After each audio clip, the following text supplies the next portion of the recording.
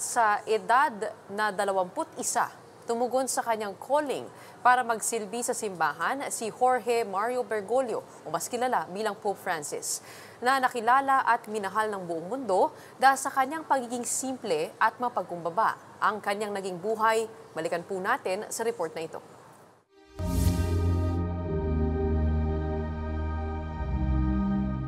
Labing-dalawang taong nagsilbi bilang pinuno ng simbahang Katolika.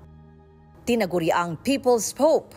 Siya si Jorge Mario Bergoglio o mas kilala bilang si Pope Francis. December 17, 1936, pinanganak si Jorge sa Buenos Aires, Argentina ng dalawang Italian immigrants. 21 years old pa lang, nagkaroon na siya ng severe pneumonia at inalis ang bahagi ng kanyang kanang baga. Taong 1958, nakuha ni Jorge ang kanyang degree bilang chemical technician. Dito na rin daw siya nakaramdam ng calling para magsilbi sa Diyos. Kaya sa parehong taon, pumasok si Jorge sa novitiate of the Society of Jesus.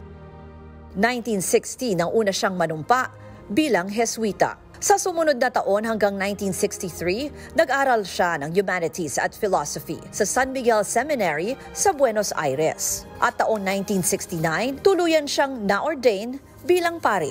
June 27, 1992, tinalaga siyang Auxiliary Bishop ng Buenos Aires at naging Arsobispo noong 1998. Nakilala si Archbishop Bergoglio sa pagiging simple at mapagkumbaba, walang marangyang sasakyan, at kilalang malapit sa mahihirap.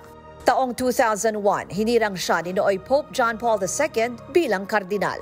Nang biglang mag-resign si Pope Benedict XVI noong 2013, si Jorge Mario Cardinal Bergoglio ang hinalal ng College of Cardinals bilang bagong leader ng simbahang Katolika. Pinili niya ang pangalang Francis bilang pagkilala kay Saint Francis of Assisi. Siya ang kauna-unahang Santo Papa mula sa Americas at kauna-unahang Jesuit Pope sa kasaysayan.